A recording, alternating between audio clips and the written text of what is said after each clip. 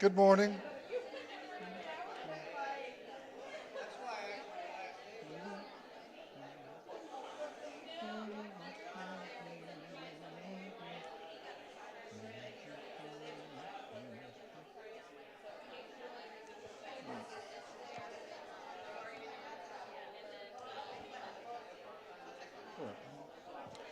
Good morning. Let's begin.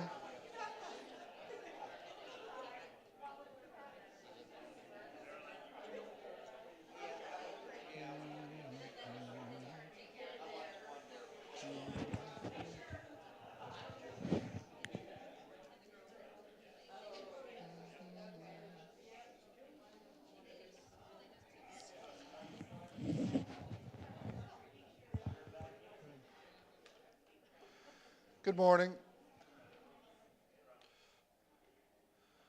For the last few weeks, we've looked at just enough of Greek philosophy ideas to see how they show up in the New Testament. Particularly, we see how in the New Testament certain heresies arose among early Christians that had to be dealt with. And the same thing happened indirectly by Greek philosophy creeping into Judaism and then coming into conflict with Christianity. So today we'll look at, we'll finish up some of that, and we'll even look at an example. Does this intersect our popular culture today? And actually, I have an example at the end of these ideas showing up in a best-selling book and a Tom Hanks movie that was made out of it. We'll get to that towards the end. But just to summarize, we looked at the idea that came originally from Plato that matter, the material world, was inherently evil. And that leads to all kinds of incompatibilities with Christianity. Because if matter is inherently evil and only the spiritual world can be good, then, for example, we said that if that idea gets combined with some desire for secret knowledge, you get something that in the 2nd century AD was called Gnosticism. But by itself, in the 1st century, just this idea, this dualism, spiritual world is good, material world is evil, that idea by itself was called now proto-Gnosticism. And it led to an early Christian heresy called Docetism, which is that Jesus only seemed, comes from the Greek word for seem, that Jesus only seemed to be human. And in fact, he was just a spirit walking around. And we talked about how that leads to some rather huge problems, like what do we make of the Lord's Supper, the crucifixion, the bodily resurrection? These are fundamentals of Christianity that are not compatible with the idea that Jesus was just a spirit. Now, I mentioned last time that dualism can lead to two different moral extremes. If one moral extreme is that if people believe that the material world is inherently evil, then you're going to be in contact with evil all the time. You're going to be tainted by evil. There's nothing you can do about it, so eat, drink, and be merry. Do whatever you want. Sin and evil are inevitable. Why fight it? And so on. So that's one extreme. But the other extreme is try to avoid everything material. Try to avoid every material pleasure. Have nothing but the simplest food, the simplest clothing, maybe even go live in the desert. Maybe even in the extreme, abuse your body, and seek pain rather than pleasure, and so on. And so that's this idea of extreme abstinence from anything pleasurable is called asceticism, from a Greek word that basically means to discipline your body.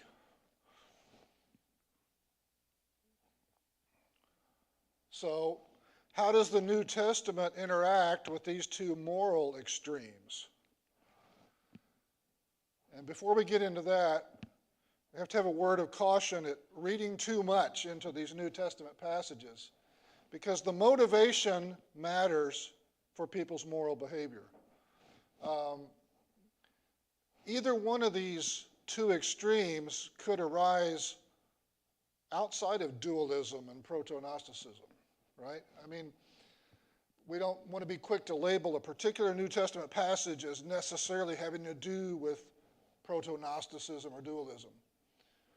And in particular, there are forms of asceticism, leading the simple life, not pursuing pleasure, etc., that when not in an extreme, are Christian, and they don't have to have anything at all to do with dualism.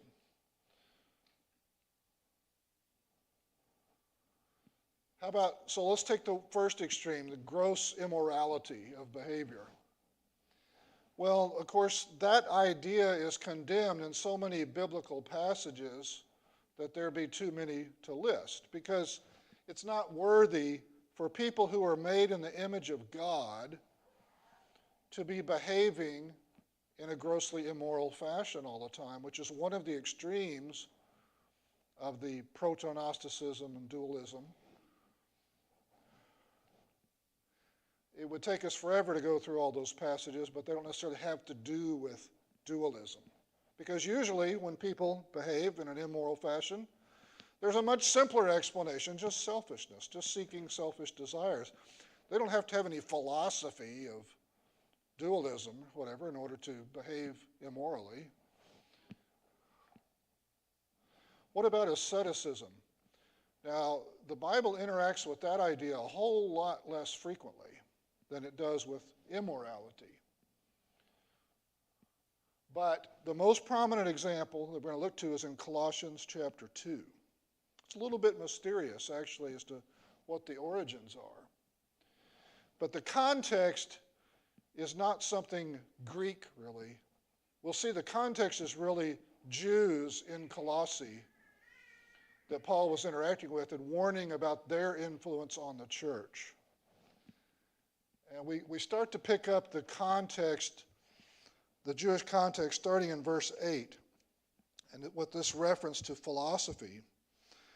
In Colossians 2, verse 8, Paul says, "Be careful that no one takes you captive through philosophy and empty deceit, based on human tradition, based on the elemental forces of the world, and not based on Christ." Now, at this point, the philosophy could be anything.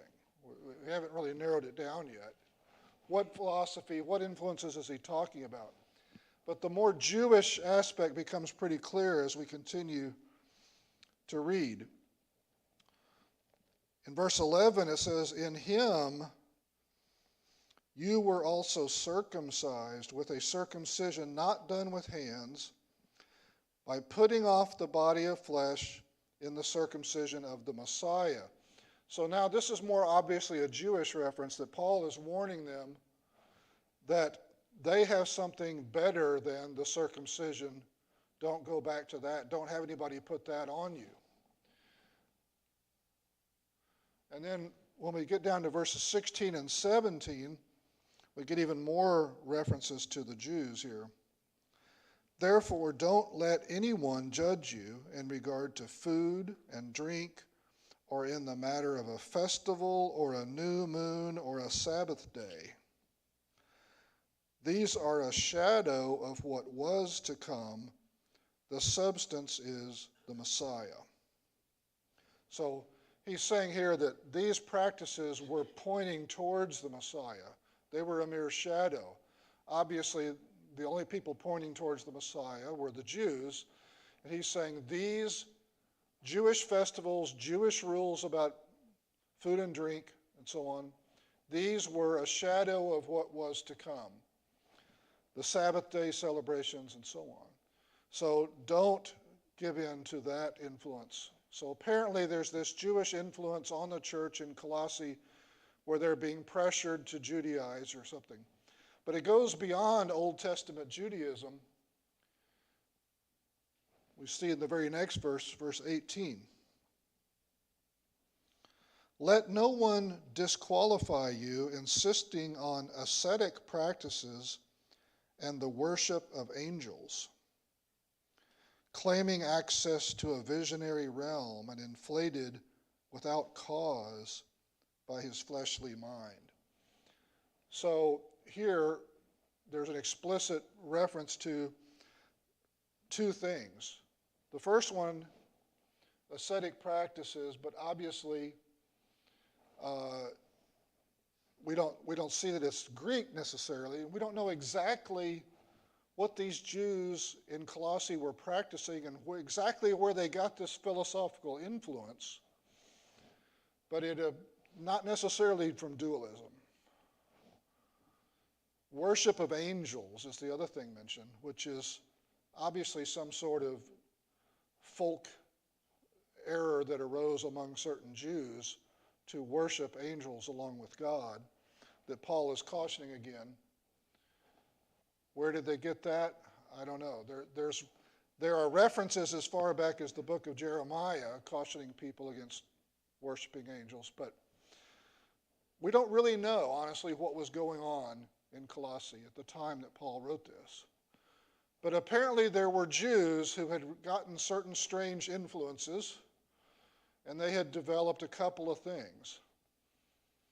In addition to pressuring, apparently, Christians to Judaize, which is a common thing that happened back then. You've got to keep the Sabbath. You've got to keep the food laws. Apparently, these Jews were worshiping angels, and apparently from somewhere they had picked up these extreme ascetic practices, denial of the flesh and so on, that Paul is warning them against. And in fact, he goes on to condemn it starting in verse 20. If you died with Christ to the elemental forces of this world, why do you live as if you still belonged to the world? Why do you submit to regulations? Don't handle, don't taste, don't touch. All these regulations refer to what is destroyed by being used up. They are human commands and doctrines. Although these have a reputation of wisdom, by promoting ascetic practices, humility, and severe treatment of the body, they are not of any value against fleshly indulgence.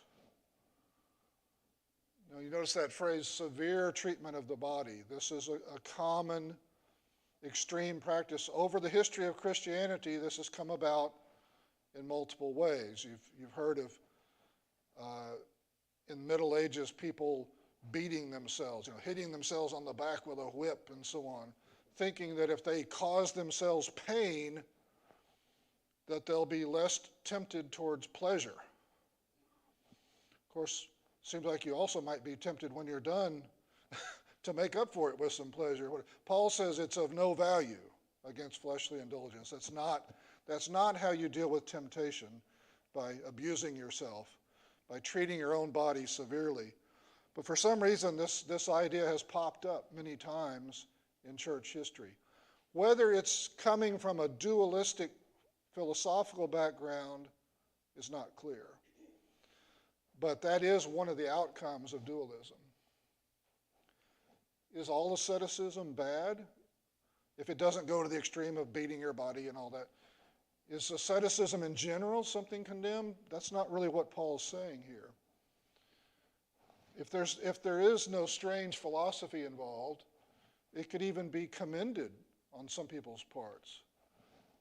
For example, can you think of anybody in the New Testament who led a very Spartan ascetic lifestyle who is a good character? Christ was not indulging in worldly pleasures, right? John the Baptist, maybe a more extreme example, went out to live in the desert, which was a common ascetic practice throughout Christian history. There's certain writers called the Desert Fathers that went out to live in the desert.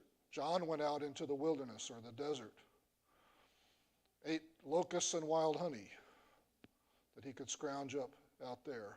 Doesn't sound too pleasurable to me, although I've never eaten a locust, so I really can't say, I guess. But made his own camel's hair clothing. Also doesn't sound like the most pleasurable thing to me. But he didn't do it out of dualism. He didn't do it because he had some philosophy that the material world was inherently evil, right? He did it to be completely spiritual and to set an example that he was rejecting the worldliness of his age and calling those people to repent. But he didn't believe that God's creation was evil. At the very beginning we said that's the fundamental conflict, right? Is that when God created, every time he created, he stopped and said, it's good. So the idea that the material world is inherently evil just cannot be reconciled with God's creation story.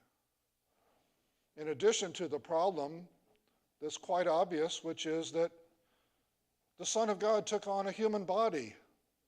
And this was the problem that the Gnostics had, right? And the proto-Gnostics. If the material world is inherently evil, then how can God take on a human body? Wouldn't he then be immediately tainting himself with evil? And that's where the Docetism heresy came from. Maybe Jesus just looked like he had a body. Maybe he's just a spirit. They came up with that heresy because they started with the false idea that the material world is evil. And so the proto-Gnostics went into this heresy. Now, you've heard of the Da Vinci Code? There was a famous best-selling novel back in 2003 by an author named Dan Brown. 2006, there was a movie made of it with Tom Hanks. Here's the basic background idea. Jesus and Mary Magdalene were secretly married and had a kid. And then Jesus was crucified. Mary Magdalene took the child off to France. And centuries later, a whole dynasty of French kings came from the bloodline of this child. Now, this is obviously pretty fanciful, stuff. But Dan Brown said, oh, he did all this research and this isn't fiction. This is all based. Now, of course, the book itself is also about some modern day researcher who starts looking into all this and his life's in danger and so on. And that's the Tom Hanks character. But a lot of people actually took this quite seriously. There were people who thought that, this must be real. And that's because there's a certain element of human nature. We talked about how in the 2nd century, the Gnostics not only believed in dualism, but they believed in being saved through gaining secret levels of knowledge that everybody else doesn't have. There's something in our human pride that appeals to us that I'm in the know. Very few people are, but I know this secret knowledge, that most of you don't have. And so this whole concept, this whole story here is, the secret knowledge that's been suppressed or hidden. Wouldn't it be exciting if you knew it and hardly anybody else did, and so on. There's something about pride that causes us, that to appeal to us. That's part of the basis of Gnosticism. But the crazy thing, of course, there were lots of reviews written of the book at the time, including people who were not Christian, because they were, a lot of scholars were really disgusted by the falsehoods in the book.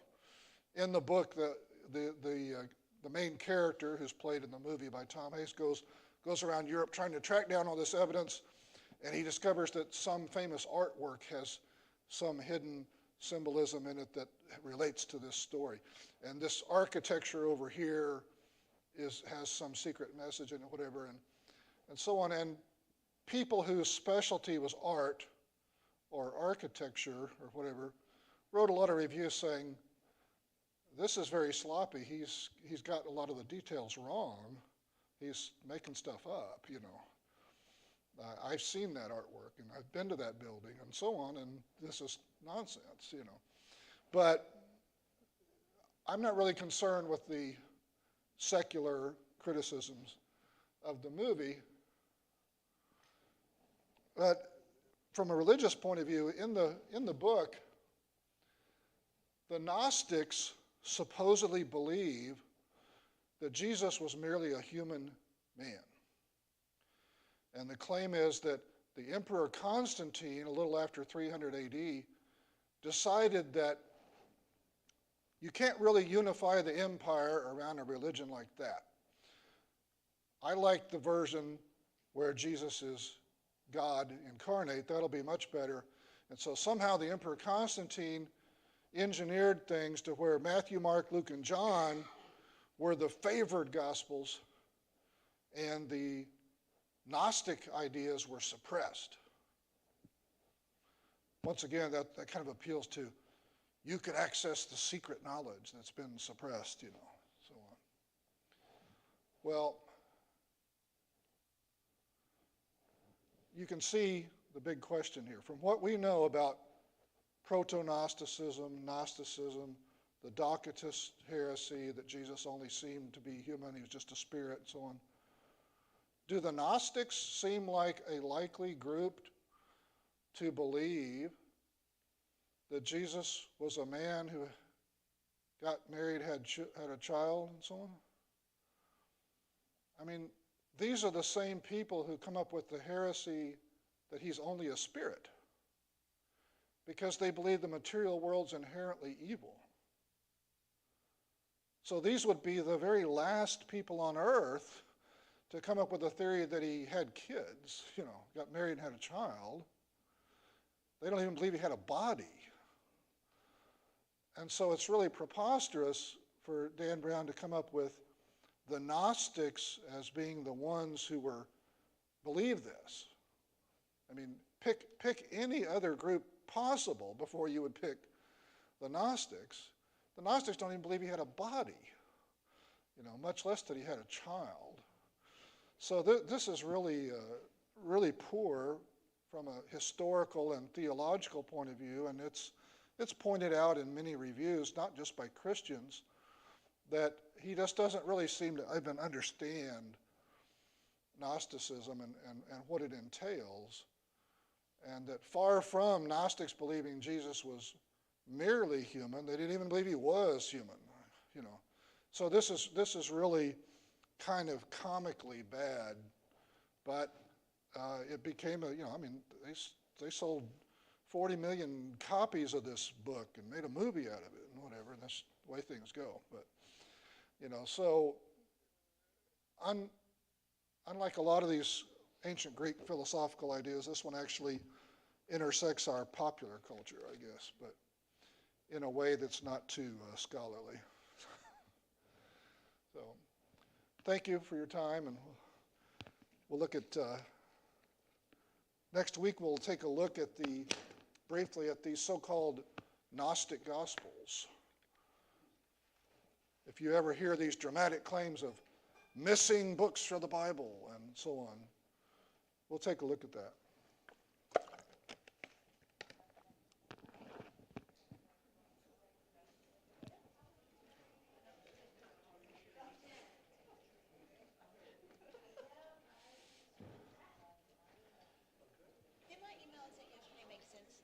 Yeah, I haven't had time. I saw it this morning. It's okay. You had links to Christian book in there. I put the numbers, but like Okay. group 1, the singletary. Group 2, maybe multiples, because it depends on how many kids they come in pack of 10.